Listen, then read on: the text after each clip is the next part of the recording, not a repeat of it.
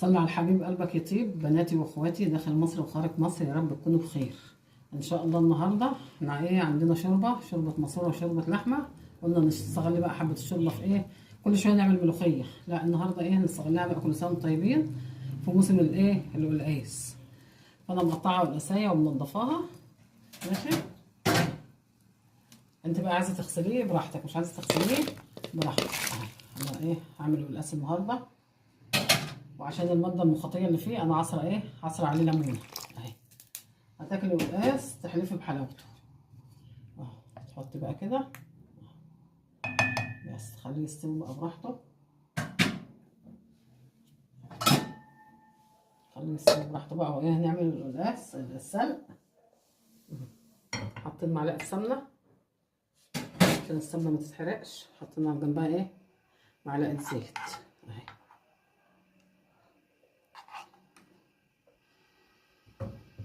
القلقاس بقى بيبقى عسل في الشتاء يا جدعان، زي العسل.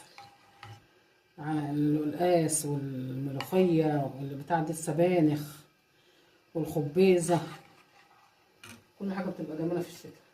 هنحط التوم اهو عشان على بال ما القلقاس السلق يستوي يكون التوم استوى. بس احنا مش هنخرط، احنا هنقطعه كده ليه كده هنضربه في الخلاط اساسا.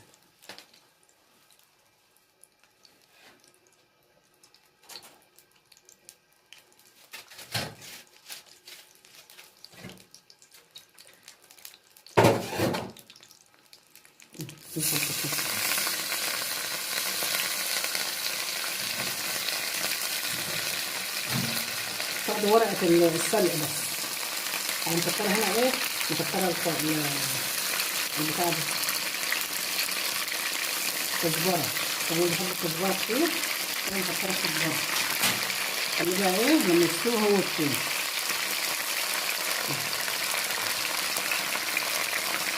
حبايبي كده السلق كده هنشوفه خالص اهو.